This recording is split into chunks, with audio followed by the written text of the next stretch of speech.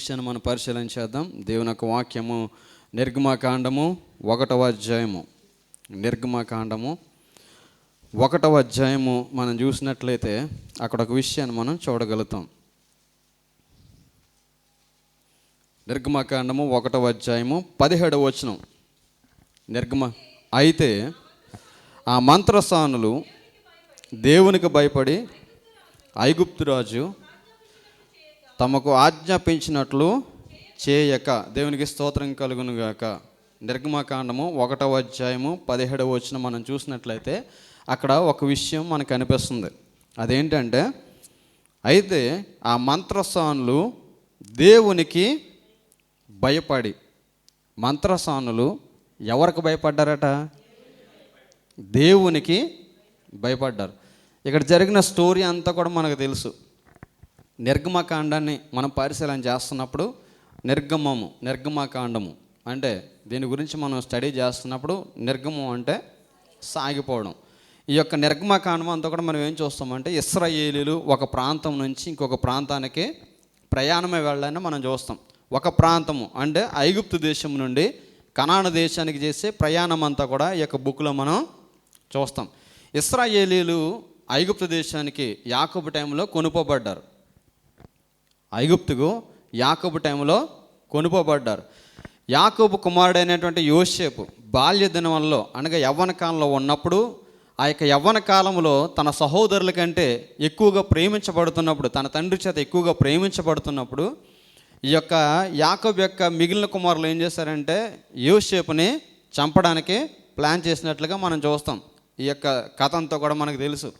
యాకోబు మరి కుమారులందరిలో కూడా యోసేపు ఒక ప్రత్యేకమైన వాడుగా ఉండడాన్ని మనం చూస్తాం. ఎందుకంటే యాకోబు ఎక్కువగా ప్రేమించినటువంటి భార్య రాహేల్ని చాలా ఎక్కువగా ప్రేమించాడు. ఇంచుమించు రాహేల్ కోసం 14 సంవత్సరాల కొలువు చేశాడు. అంటే ఒక అమ్మాయి కోసం, ఒక అమ్మాయి ప్రేమను దక్కించుకోవడానికి ఎన్ని సంవత్సరాలు కష్టపడ్డాడు?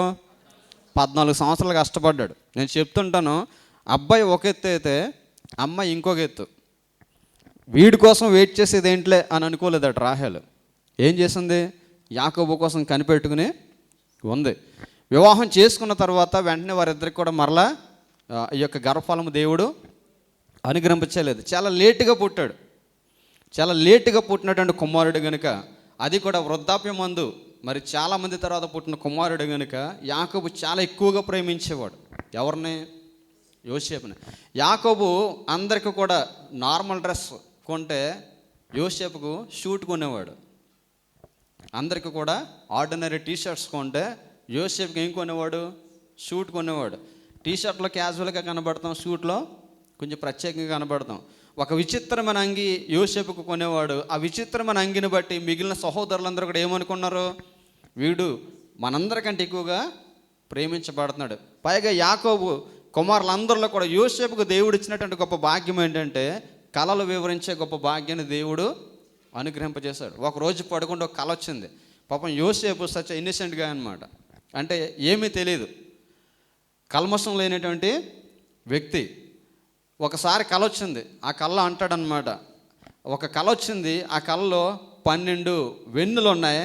ఆ 12 వెన్నులన్నీ కూడా వచ్చి ఒక చిన్న వెన్ను చుట్టూ సాగిలు పడ్డాయి అంటాడనమాట. సాగిలు పడ్డాయంటే అప్పుడు వాళ్ళ అన్నదమ్ములు అంటారు, అరే మేమంతా నీకు సాగిలు పడతామా అని. యాకోబు కూడా అంటాడు, నీకు బుర్ర లేదు, నీకు వయసు తక్కువగా మాట్లాడుతున్నావు కాబట్టి నీ అన్నదమ్ములందరూ నీకు సాగిలు పడతారా? నోరు మూసుకుని వెళ్ళి అంటాడనమాట. దేవుడు గొప్ప ఆలోచన విధానాన్ని యోసేపుకు దయచేశాడు. కళలు వివరించే భావాన్ని యోసేపుకు దయచేశాడు. అయితే ఈ కాలక్రమాన్ని ఎలా పెరుగుతున్న కొద్దీ అన్నదమ్ములకు అసూయ కలగడం, అన్నదమ్ములు యోసేపుని మరి ద్వేషించడం, ఎలాగైనా సరే చంపేయాలి అని అనుకోవడం. ఒకసారి అడవిలో మరి వారు గొర్రెలు మేపుతున్నప్పుడు యాకోబు వారిని పిలిచి, ఇదిగో మీ అన్నల దగ్గరికి ఈ యొక్క మరి ఆహార పదార్థాలను తీసుకెళ్ళు అన్నప్పుడు, ఇదే మనకు మంచి సమయం. ఇది ఎలా ఉంటుందంటే ఒక సినిమాలో ఒక క్రైమ్ థ్రిల్లర్ని తలపించేలా ఉంటుంది అనమాట. ఇదే మనకి మంచి టైము. ఈ టైంలో వీడిని చంపేసి మనం వీడి మీద పగ తీర్చుకుందంటే, అందులో ఒకడు వీడిని చంపితే మనకి ఏమొస్తుంది, వీడిని తీసుకెళ్ళి అమ్మేద్దాం, వీడిని అమ్మేసి ఏదో ఒక దుష్టమృగం చంపేసిందని మన తండ్రితో చెప్దామని చెప్పేసి ప్లాన్ వేసి ఏం చేస్తారు, ఇస్మాయిలీలకి అమ్మేస్తారు. ఇస్మాయేలుకి అమ్మేసిన తర్వాత ఇస్మాయేలీలు దేశంలోనికి యాకోబు కుమారుడైనటువంటి యోసేపు కొనుపబడిన తర్వాత అక్కడ మరి ఒక గృహంలో పనిచేయడం, ఆ గృహంలో యోసేపుని బట్టి ఆ గృహం అంతా కూడా ఆశీర్వదించబడ్డం మనం చూస్తాం. యోసేపుని బట్టి ఆ గృహం, యోసేపు ఎక్కడ అడుగు పెడితే ఆ ప్రదేశం అంతా కూడా ఎలా ఉందట, ఆశీర్వాదకరంగా ఉండడాన్ని మనం చూస్తాం. అయితే అక్కడ జరిగినటువంటి సంఘటన మనకు తెలుసు. ఆ యొక్క గృహంలో మరి పోతిఫర్ భార్య ద్వారా ఎదురైనటువంటి ఆ యొక్క సిచ్యువేషన్ బట్టి మరలా యోసేపు చెరసాల్లోకి రావడం, చెరసాల్లో ఉన్న కూడా మరి చెరసాల్లో దేవుడు యోసేపును అధిపతిగా చేయడం, అధిపతిగా చేసిన తర్వాత యోసేపుకున్నటువంటి ఆ యొక్క మంచి ఆ గొప్ప తలాంతు ఏంటంటే కళలు వివరించే భావం. అదే చెరసాల్లో రాజుకు ఆహారం పెట్టే పానదాయకుడు, భక్ష్యకారుడు వాళ్ళిద్దరూ కూడా అరెస్ట్ చేయబడి అదే జైలుకి రావడం, వాళ్ళకు ఒక కళ రావడం, ఆ కళభావాన్ని తెలియచెప్పడం, ఆ కళభావాన్ని తెలియజేసిన తర్వాత వెరీ షార్ట్ వైల్ మరలా ఫరోకు కళ రావడం, ఆ ఫరో కళ గురించి చింతిస్తున్నప్పుడు కళభావం చెప్పబడినటువంటి యొక్క పానదాయకుడు భక్ష్యకారుడికి మరి గుర్తొచ్చి పలానా వ్యక్తి ఒకడు ఉన్నాడు చెరసాల్లో, వాడు ఎటువంటి కళనైనా సరే వివరిస్తాడని చెప్పేసి అన్నప్పుడు మరి తీసుకుని వచ్చిన తర్వాత యోసేపు ఆ కళభావాన్ని వివరించడం. యోసేపు ఎప్పుడైతే కళభావాన్ని వివరించాడో ఆ కళభావాన్ని బట్టి ఫరో కూడా యోసేపును ఈజిప్ట్ మీద గవర్నర్గా ఒక అధికారిగా నిర్ణయించడం మనం చూస్తాం. దేవునికి స్తోత్రం కలుగునుగాక. అంటే ఒక చిన్న స్థానంలో నుంచి అందరి చేత విసర్జించబడి ఒక ఉన్నతమైన స్థానానికి వెళ్ళిన వ్యక్తిగా మనము చూస్తాం. ఇదంతా ఇంట్రడక్షన్, సబ్జెక్టులకు ఇంకా వెళ్ళదన్నమాట. ఇప్పుడు యోసేపు ఐగుప్తు దేశంలో స్థిరపరచబడ్డాడు. యోసేపు ఐగుప్తు దేశంలో స్థిరపరచబడి ఒక ఉన్నతమైన స్థితిలో నిలబడ్డాడు. సహోదరులు అయితే చంపేయాలనుకున్నారు. సహోదరులు అయితే యోసేపుని ఏమనుకున్నారంటే యోసేపు మీద చాలా అసూయపడ్డారు. మీరు ఎప్పుడైనా సరే ఒక విషయాన్ని గమనించండి, మీరు వాక్యం తెలిసిన వారైతే, నిజంగా వాక్యం తెలిసిన వారైతే, దేవుని మీద పరిపూర్ణ విశ్వాసం కలిగిన వారైతే ఎవడైనా మీ మీద అసూయ పడుతున్నప్పుడు మీరు కంగారు పడరు. ఎవడైనా మీ మీద అసూయ పడుతున్నప్పుడు మీరు కంగారు పడరు. ఎవడైనా మీ మీద అసూయ పడుతున్నప్పుడు మీరు ఏం చేయాలంటే దాన్ని బట్టి దేవుని నామను బట్టి సంతోషించాలి. ఎందుకంటే ఎదుటివాడు నీ మీద అసూయ పడుతున్నాడు అంటే వాళ్ళలో లేనిది నీలో ఏదో ఉంది. అవునా కదా? ఎదుటివాడు నిన్ను చూసి అసూయ పడుతున్నాడంటే వాడులో లేనిది నీలో ఏదో ఉంది. ఎదుటివాడు నీ మీద అసూయ పడుతున్నాడంటే నువ్వు ఎదుటివాడి కంటే ఒక మెట్టు పై స్థానంలోనే ఉన్నావు. ఎదుటివారు నీ మీద అసూయపడుతున్నారంటే దేవుని యొక్క కృప నీ మీద అపరిమితంగా ఉంది. దేవునికి స్తోత్రం కలుగునుగాక. యోసేపు విషయంలో అలాగే అనుకున్నారు. కానీ యోసేపుని దేవుడు తీసుకెళ్ళి ఐగుప్తు దేశంలో ఒక సామాన్య వ్యక్తిని తీసుకుని వెళ్ళి ఐగుప్తు దేశం మీద ఒక గవర్నర్గా నియమించడం అంటే అది సామాన్యమైన విషయం కాదు. ఇప్పుడు అదే టైంలో యోసేపు ఐగుప్తు దేశం మీద గవర్నర్గా ఉన్నటువంటి ఆ టైంలో ఆ దేశంలో కరువు వచ్చింది. ఆ ప్రాంతం అంతా కూడా కరువు వచ్చింది. యోసేపు ఫరోకు వచ్చినటువంటి కలభావాన్ని వివరించిన తర్వాత అక్కడ యోసేపు చెప్పినట్లుగా ఆ దేశమంతా విరువుగా పంట పండడం, ఆ దేశమంతా కూడా మరి ఎంతగానో ఆహార ధాన్యాలంతా సమృద్ధిగా దొరకడం, యాకోబు కుమారులు నివాసం చేస్తున్నటువంటి కనాను దేశం అంతా కూడా కరువులోనికి నెట్టబడడం, ఇదంతా కూడా మనం చూస్తాం. అప్పుడు యాకోబు కుమారులు అంటారనమాట, అరే ఇక్కడ మనం చచ్చిపోకుండా ఉండాలంటే ఇదిగో ఐగుప్తు దేశంలో ధాన్యం దొరుకుతుందట, అక్కడికి వెళ్ళి కొంచెం ధాన్యాన్ని కొనుక్కుని రమ్మని చెప్పడం. ఈ యొక్క యోసేపు యొక్క అన్నదమ్ములు ఎక్కడికి వెళ్ళడం, యోసేపు వారికి కనుపరచుకోవడం, ఈ స్టోరీ అంతా కూడా మనం చూస్తాం. ఫైనల్గా అక్కడ మనం చూస్తే ఈ కరువు వల్ల కనాను దేశంలో ఉన్నటువంటి యోసేపు ఫ్యామిలీ సఫర్ అవుతుంటే ఐగుప్తు దేశంలో గవర్నర్గా ఉన్నటువంటి యోసేపు వారి అన్నదమ్ములకి కనబరుచుకున్న తర్వాత ఏమంటాడంటే, నా తండ్రి ఇంకా సజీవుడిగా ఉన్నాడా అని అడుగుతాడు. నా తండ్రి ఇంకా సజీవుడిగా ఉన్నాడంటే, నీ తండ్రి ఇంకా సజీవుడిగా ఉన్నాడంటే నా తండ్రి నా దగ్గరికి తీసుకొని రమ్మంటాడు. మనం బైబిల్ గ్రంథంలో మనం చూసినట్లయితే దేవుని చేత పిలబడిన వారు అబ్రహాము, యాకోబు, ఇస్సాకు అనబడిన వారి యొక్క లైఫ్ స్టైల్ మనం చూస్తే వారు ఎలా జీవించారంటే, మేము బ్రతికితే దేవుని కొరకు బ్రతుకుతాం, చస్తే దేవుని కొరకు చస్తాం తప్ప మా సిచ్యువేషన్లో దేనికి కూడా మేము లొంగము అనే రీతిగానే జీవించారు. మీరు అబ్రహాము లైఫ్ స్టైల్ చూడండి, ఇస్సాకు లైఫ్ స్టైల్ చూడండి, యాకోబు లైఫ్ స్టైల్ చూడండి. అక్కడ మనం చూస్తే యోసేపు యాకోబుని అంటాడు, నేను ఇక్కడ ఒక గవర్నర్ స్థానంలో ఉన్నాను కాబట్టి నా తండ్రిని ఇక్కడికి తీసుకొని రండి అంటే వెంటనే నా తండ్రి గవర్నర్ కదా అని చెప్పేసి వెంటనే యోసేపు వెళ్ళడానికి ఇష్టపడలేదు. ఎందుకంటే యోసేపు యొక్క తండ్రి అయినటువంటి యాకోబుకు బాగా తెలుసు, దేవుడు వారికి స్వాస్థ్యంగా ఇవ్వబోతున్న దేశము కనాను దేశం. వాళ్ళకి ఫైనల్ డెస్టినీ కనాను దేశంలో నివాసం చేయాలని. అయితే యాకోబు ఏమాత్రం కూడా ఇష్టపడాడు, కానీ తన కుమారుడైన యోసేపుని ఏమవుతాడంటే యాకోబు ఐగుప్తు దేశానికి వెళ్తాడు. ఐగుప్తు దేశానికి వెళ్ళినప్పుడు యోసేపు అంటాడనమాట యాకోబుతోటి, మన ఫ్యామిలీ అంతా కూడా కరువులో చిక్కుకునే కంటే నేను ఇక్కడ ఒక ఉన్నతమైన స్థానంలో ఉన్నాను కాబట్టి మన ఫ్యామిలీ అంతా ఇక్కడికి వచ్చేసి నివాసం చేయమంటాడు. ఇంచుమించు ఒక 70 ఫ్యామిలీ మెంబర్స్. ఓన్లీ యాకోబు ఫ్యామిలీ మనం చూస్తే యాకోబు యొక్క భార్యలకు పుట్టినటువంటి పిల్లలందరితో కలిపి ఒక 70 మెంబర్స్ ప్లస్ మైనస్ తీసుకున్న 70 మెంబర్స్ అని దేవుని యొక్క వాక్యం మనకి సెలవిస్తుంది. ఈ యొక్క 70 మెంబర్స్ ఆ దేశము వెళ్ళారు. ఎక్కడి నుంచి వెళ్ళారంటే కనాను దేశం నుంచి ఎక్కడికి వెళ్ళారు? ఐగుప్తు దేశానికి వెళ్ళారు. కనాను దేశం నుండి ఐగుప్తు దేశానికి వెళ్ళి అక్కడ నివాసం చేస్తున్నారు. ఇన్ ద మీన్ వెల్ యాకోబు చనిపోయే కాలం వచ్చింది. యాకోబు చనిపోయే కాలం వచ్చినప్పుడు యాకోబు చెప్తాడనమాట యోసేపుతోటి, ఇదిగో నాకు చనిపోయే కాలం వచ్చింది, కానీ నువ్వేం చేయాలంటే నన్ను మాత్రం ఇక్కడ పాతి పెట్టద్దు. నన్ను ఎక్కడ పాతి పెడతావు తెలుసా? మా తాత అబ్రహాము ఒక ప్రాంతాన్ని తీసుకున్నాడు, అదే ప్రాంతంలో నీవు మమ్మల్ని పాతి పెట్టాలి. అంటే నేను ఎందుకు చెప్తున్నానంటే వాళ్ళ చనిపోయే విషయంలో కూడా ఎంత దేవుని కొరకు రోషంతో ఉన్నారంటే దెర్ ఇస్ నో కాంప్రమైజ్ అనమాట. అంటే దేవుని విషయంలో ఎంత మాత్రం కూడా వారు ఎటువంటి పరిస్థితి ఎదురైనా సరే వెనుదిరిగే అనుభవాన్ని వారు కలిగి లేరు. యాకోబు చచ్చిపోయిన తర్వాత వారి యొక్క ఫ్యామిలీ అక్కడ స్థిరపరచబడుతుంది. యోసేపు కూడా ఆల్మోస్ట్ చనిపోయే టైంకి వస్తాడు. యోసేపు కూడా చనిపోయే టైం వచ్చినప్పుడు అక్కడ చెప్తాడనమాట.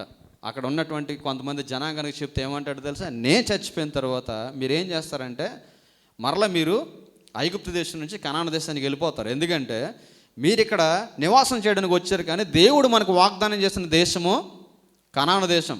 కాబట్టి కనాను దేశానికి వెళ్తున్నప్పుడు ఏం చేస్తారంటే మీరు నా శవాన్ని ఎక్కడ వదిలేకుండా మీతో పాటు తీసుకుని వెళ్ళి కనాను దేశంలో ఎక్కడైతే మన పితరులు పాతి పెట్టబడ్డారో అక్కడ పాతి పెట్టమన్నాడు. అంటే వారు ఎంత విజన్తో జీవించారో దేవుని కొరకు మనము చూడవచ్చు. ఇప్పుడు 70 మందిగా వెళ్ళారు. అక్కడ మనం చూస్తే 70 మంది ఫ్యామిలీ వెళ్ళారు. ఒక ఫ్యామిలీ. వాళ్ళు ఎవరు?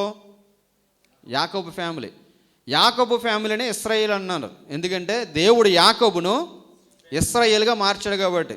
దేవుడు యాకోబుని ఇశ్రాయేల్కి ఎక్కడ మార్చాడంటే యబ్బోకు రేవు వద్ద ఒంటరిగా ఉండి దేవునితో సహవాసం కలిగి దేవుని దూతతో పోరాడి గెలిచిన తర్వాత యాకోబుకు దేవుడు ఇచ్చినటువంటి సర్టిఫికేట్ ఏంటంటే నువ్వు మనుషునితోనూ దేవునితోనూ పోరాడి గెలిచదు కనుక ఇక మీదట నీ పేరు యాకోబు కాదు ఇశ్రాయేలే. అంటే దాని అర్థం ఏంటి? నీవు ఆశీర్వదించబడినవాడు, దేవునితోనూ మనుషులతోనూ పోరాడే తత్వము కలిగినవాడు. యాకోబుని ఆశీర్వదించాడు. యాకోబుని ఆశీర్వదించిన తర్వాత యాకోబు ఫ్యామిలీ అంతా ఐగుప్తులో స్థిరపరచబడ్డది. ఇప్పుడు యాకోబుని ఇశ్రాయేలుగా మార్చాడు కనుక ఇశ్రాయేల్ నుంచి పుట్టినటువంటి ప్రతి వారు కూడా ఏమైపడ్డారు? ఇప్పుడు అంటే యాకోబు నుంచి వచ్చిన సంతానం అంతా కూడా ఇశ్రాయేలీలు అనబడ్డారు. యాకోబు నుంచి వచ్చిన వారు ఇశ్రాయేలీలు అనబడ్డారు. మీకు అర్థమయ్యేలా చెప్పాలంటే ఇప్పుడు మనల్ని ఎవడన్నా యు ఆర్ ఫ్రమ్ అన్నారు అనుకోండి, మనం ఏమంటాం? ఫ్రమ్ ఇండియా అంటాం. అదే ఆంధ్ర వాడే మనల్ని అడిగాడు అనుకోండి, ఓకే ఆంధ్రానా, ఆంధ్రాలో ఎక్కడండి అంటాడు. First east Godavari west Godavari అంటాడు, లేదంటే కృష్ణా గుంటూరు అంటాడు. ఆ తర్వాత మనం ఏం చెప్తాం? లేదండి మన ఈస్ట్ గోదావరి. ఈస్ట్ గోదావరిలో ఏ ఊరండి? మమ్మల్ని అడిగినప్పుడు క్యాజువల్గా ఏ ఊరంటే రాజమండ్రి అండి. రాజమండ్రినా? రాజమండ్రి పక్కనండి అంటారు. రాజమండ్రి పక్కనండి. మీ ఇంటి పేరు ఏం పేరండి అంటారు. అవునా కదా? అప్పుడు ఆ తర్వాత తెలుస్తుంది, ఓకే మీరు మాది ఒక ఇంటి పేరులో అయితే మీరు నల్లోళ్ళే మేము నల్లోళ్ళమే. అంటే నువ్వు వచ్చింది ఇండియా కావచ్చు, కానీ నీకున్న ఫ్యామిలీ నేమ్ని బట్టి ఏమంటారు? ఇప్పుడు నా సర్టిఫికెట్లో నా పేరు ఒకటి ఉంటుంది, దాని చివర రావు అని ఉంటుంది. ఓకే, నా నేమ్ చూసిన ప్రతి వాడు కూడా ఫస్ట్ చూస్తాడు, ఈ రావు అని చూసిన తర్వాత వెంటనే you are from Andhra either Karnataka అంటాడు ఇమ్మీడియట్లీ. ఆంధ్ర అంటే వెంటనే నెక్స్ట్ ఇమ్మీడియట్ చెప్పేది ఏంటంటే ఓ లైక్ పివి నరసింహారావు అంటాడు అనమాట. ఎందుకంటే పివి నరసింహారావు అక్కడ ప్రైమ్ మినిస్టర్గా చేశాడు కాబట్టి. అంటే ఇప్పుడు నేను ఎందుకు చెప్తున్నానంటే ఇప్పుడు ఇశ్రాయేలీయుల్ని ఇంతకుముందు హెబ్రీలు అనేవారు. నేను చాలాసార్లు మీకు చెప్తూ ఉంటాను, ఇశ్రాయేల్ ఏమనేవారు? హెబ్రీలు అనేవారు. ఎందుకంటే హెబ్రీ భాష మాట్లాడేవారు కనుక, ఈ హెబ్రీ భాష మాట్లాడేవారు కనుక హెబ్రీలు అనేవారు. 100లో నుంచి ప్రత్యేకించబడినటువంటి వ్యక్తి యాకోబును దేవుడు పీల్చుకుని యాకోబుని ఇశ్రాయేలుగా మార్చాడు కనుక ఈ యొక్క యాకోబు ద్వారా పుట్టినటువంటి ప్రతి వారిని కూడా ఏమన్నారు? ఇశ్రాయేలు అన్నారు. ఇప్పుడు 70 మందిగా ఐగుప్తు దేశం వెళ్ళారు, అక్కడ స్థిరపరచబడ్డారు. అప్పటి వరకు కూడా వాళ్ళోడు ఉన్నాడు. ఎవరున్నారు? యోసేపు ఉన్నాడు. యోసేపు ఉన్నాడు కాబట్టి అక్కడ ఇశ్రాయేల్ అందరూ కూడా మంచి సపోర్ట్ దొరికింది. ఇప్పుడు మనం చూస్తాం, పవర్ చేతిలో ఉందనుకోండి, మన స్టేట్ గవర్నమెంట్ మనం చూస్తున్నాం, గవర్నమెంట్ మారిన దానికి ఏం చేస్తున్నారు? పవర్ చేతిలో ఉండగానే ఆపోజిషన్ టీం చేసిన ప్రతి దాన్ని కూడా ఏం చేస్తున్నారు? ఏదో ఒకటి చేయాలనే చూస్తారు, ఎందుకంటే పవర్ చేతిలో ఉంది కాబట్టి. ఇప్పుడు యోసేపు ఆ దేశంలో ఉన్నంతసేపు ఇశ్రాయేల్ యొక్క పరిస్థితి అంతా కూడా బాగుంది, ఎందుకంటే he's not an ordinary man, he's a governor అనమాట. సార్వభౌమాధికారాలు కలిగిన వాడు, ఫరో యొక్క చేతి ఉంగరం తన చేతి కలిగిన వాడు. కాబట్టి ఇశ్రాయేల్ చాలా జాగ్రత్తగా ప్రొటెక్ట్ చేయబడ్డారు. ఇశ్రాయేల్ ఈ యొక్క యోసేపు చనిపోయిన తర్వాత ఇశ్రాయేల్కి పరిస్థితి మారిపోయింది. దానికి తగ్గట్టు ఏమైందంటే ఐగుప్తీయుల సంఖ్య ఏమో తగ్గిపోతుంది, ఇశ్రాయేల్ సంఖ్య ఏమో పెరిగిపోతుంది. ఐగుప్తీయుల సంఖ్య తగ్గిపోతుంది, ఇశ్రాయేల్ సంఖ్య పెరిగిపోతుంది. ఐగుప్తీయులు 10% ఉంటే ఇశ్రాయేల్ 90% పెరిగిపోయారు. దేశంలో తెగ పుట్టేస్తున్నారు పిల్లలు, వారి జనసంఖ్య పెరిగిపోతుంది. అప్పుడు ఆలోచించాడు రాజు, విస్తారంగా వీళ్ళు పెరిగిపోతున్నారు, మనవన్నీ కూడా మన పనులన్నీ కూడా వీళ్ళ చేత చేయించుకుంటున్నాం. ఒకవేళ వీళ్ళే కానీ మన ఫోర్స్ మీద తిరగబడితే, అనగా మన డిఫెన్స్ మీద కానీ వీళ్ళంతా కూడా తిరగబడి రెవల్యూషన్ చేస్తే మన ఉనికిని మనం కోల్పోతాం. ఎందుకంటే అక్కడ రేషియో మనం చూస్తే 10:1 కింద మారిపోయింది దేశంలో. అంటే ఇశ్రాయేలీలు దేశంలో 10 మంది ఉంటే ఐగుప్తుల దేశంలో ఎంతమంది ఉన్నారు? 1-2 వేసుకుందాం పోనీ. రేష్ ఇలాగ అయిపోయింది. ఓవరాల్గా 10 మందికి 3 వేసుకున్నా కానీ వాళ్ళని ఐగుప్తు దేశాన్ని వీళ్ళు జయించాలంటే ఎంతో సమస్య కాదు, చాలా చిన్న సమస్య అనమాట. అందుకే ఐగుప్తు రాజుకు ఒక భయం కలిగింది. ఇశ్రాయేల్ యొక్క సంఖ్య అంతా కూడా చాలా విస్తారంగా పెరిగిపోతుంది.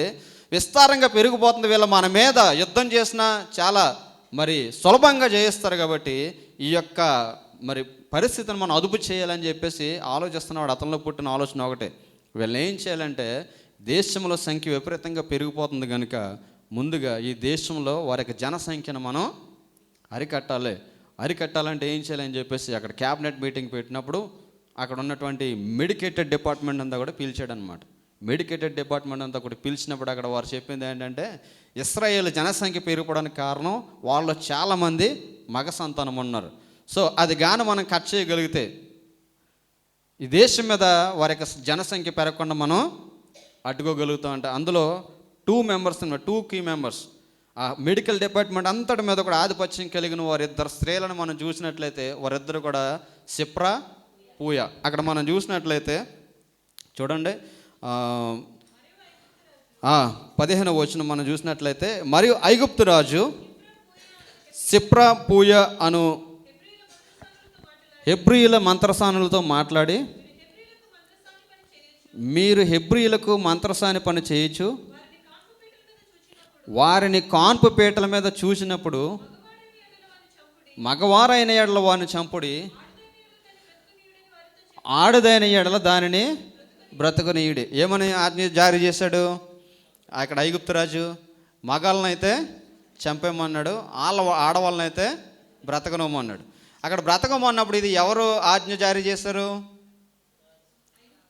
ఐగుప్తు రాజు.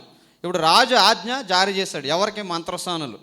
మంత్రసానులు అంటే మనకు అందరూ కూడా తెలుసు. ఈ రోజుల్లో పాతకాలంలో మంత్రసానులు అనేవారు, ఈ రోజు మనం చూస్తే ఈ యొక్క డాక్టర్ పొజిషన్లో ఉన్నటువంటి గైనకాలజిస్ట్ అనుకుందాం, మీ లాంగ్వేజ్లో చెప్పాలంటే గైనిక్ అంటే స్త్రీలకు పూడు పోసే వృత్తి కలిగిన వారు. వీళ్ళు హెడ్ ఆఫ్ ద డిపార్ట్మెంట్స్ అనమాట. అంటే వీళ్ళు కీ రోల్లో ఉన్నారు.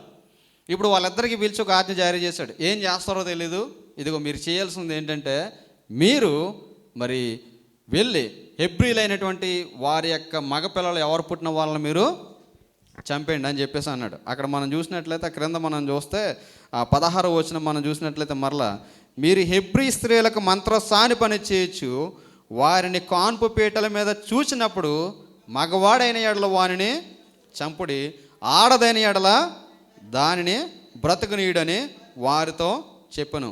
అయితే ఆ మంత్రస్థానులు దేవునికి భయపడి ఐగుప్తు రాజు తమకు ఆజ్ఞాపించినట్లు చేయక మగపిల్లలను బ్రతుకనీయగా. ఇక్కడ మనం చూస్తే రాజు పిలిచాడు.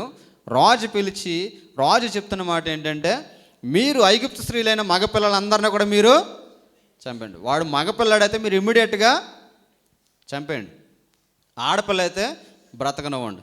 ఆజ్ఞ జారీ చేసింది ఎవరు? రాజు జారీ చేశాడు. ఆజ్ఞ రాజు జారీ చేస్తే ఇప్పుడు మీరు ఎవరికి భయపడాలి చెప్పండి? ఎవరికి భయపడాలి? రాజుకి భయపడాలి. వీళ్ళు ఎక్కడ నివాసం చేస్తున్నారు? ఐగుప్తు దేశంలో నివాసం చేస్తున్నారు. ఐగుప్తు దేశంలో నివాసం చేస్తున్నటువంటి స్త్రీలను ఆ దేశపు రాజు అయినటువంటి రాజు పిలిచి, మీరు ఈ పని చేయాలి అని చెప్పినప్పుడు ఒకవేళ పని చేయకపోతే పనిష్మెంట్ ఎలా ఉంటుందో వారికి తెలుసు. కానీ ఈ స్త్రీలను మనం చూసినట్టయితే వీళ్ళ మాత్రం ఎవరికి భయపడ్డారట? ఎవరికి భయపడ్డారు? దేవునికి భయపడి. చూడండి, అయితే ఆ మంత్రసానులు దేవునికి భయపడి ఐగుప్తు రాజు తమకు ఆజ్ఞాపించినట్లు చేయక మగ పిల్లలను బ్రతనీక. రాజు చెప్పింది ఒకటే, వీళ్ళ చేసింది ఒకటే. వీళ్ళ రాజాజ్ఞకు భయపడకుండా ఎవరికి భయపడ్డారట? దేవునికి భయపడ్డారట. అంటే భయం మనలో ఉందంటారు. అసలు దేవునికి భయపడే లక్షణాన్ని మనం కలిగి ఉన్నామంటారు. వాళ్ళ దేశంలో ఉన్నారు. రాజు ముఖాముఖిగా పిలిచాడు.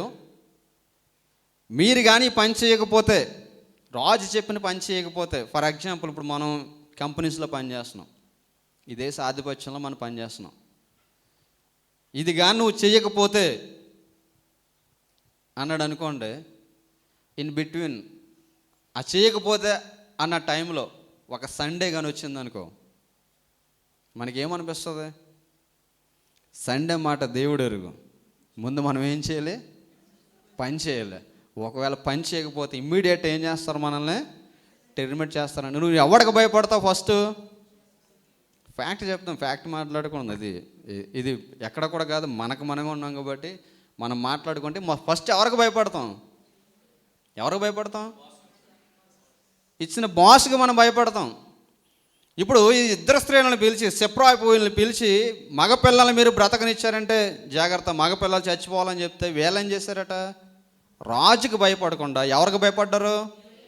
దేవునికి భయపడ్డారు. దేవునికి భయపడి రాజు ఏది చేయొద్దు అన్నాడు, అది యాంటీ రివర్స్లో చేశారనమాట. రాజు వాళ్ళని చెప్పమంటే వీళ్ళేం చేశారు? బ్రతకనిచ్చారట. ఇప్పుడు వారు దేవునికి భయపడ్డారు, దేవుని మాటకు వారు విధేయత చూపించారు. ఇప్పుడు చాలాసార్లు మనం దేవునికి భయపడుతున్నట్లుగా ఉంటాం, కానీ దేవునికి మనం భయపడే లక్షణాన్ని మనం కలిగి ఉన్నాం. చాలామందిని మనం చూస్తే, నేను ఒక ఆర్టికల్ చదువుతున్నప్పుడు, ఆడవాళ్ళంట బొద్దింకం చూసన్నా భయపడతారట. ఏంటంట? ఆడవాళ్ళు బొద్దింకం చూసి కూడా భయపడతారంట, కానీ భర్తకు అస్సలు భయపడరంట. అందులో మరి అతను మరి ఏ ఎక్స్పీరియన్స్తో రాశాడో తెలియదు, కానీ బొద్దింక ఎదురుకుండా వచ్చిందనుకోండి, బాబాయ్ బొద్దింక అని అడవాడు చేసేస్తారు. అదే వాళ్ళ భర్త ఏమే అన్నాడు అనుకో, ఏంటి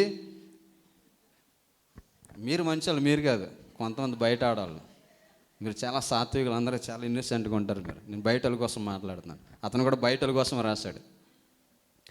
ఇప్పుడు మనం చూస్తే ఈ స్త్రీలు ఎవరికి భయపడాలంటే దేవునికి భయపడాలి, రాజుకి భయపడాలి. ఎందుకంటే ఒకవేళ రాజు మాట కానీ మనం వినకపోతే, అన్య దేశంలో మనం ఉద్యోగంలో ఉన్నాం, మొట్టమొదటి మనం ఏ స్థానాన్ని కోల్పోతాం అంటే మనం చూసినట్లయితే ఆ డిపార్ట్మెంట్, హెల్త్ డిపార్ట్మెంట్లో మనం చూస్తే, కంట్రీలోని హెల్త్ డిపార్ట్మెంట్ అతను కూడా పిలిచి, ఆ డిపార్ట్మెంట్లోని ఇద్దరు స్త్రీలను పిలిచి మాట్లాడాడంటే వాళ్ళు ఏ పొజిషన్లో ఉన్నారో అర్థం చేసుకోండి.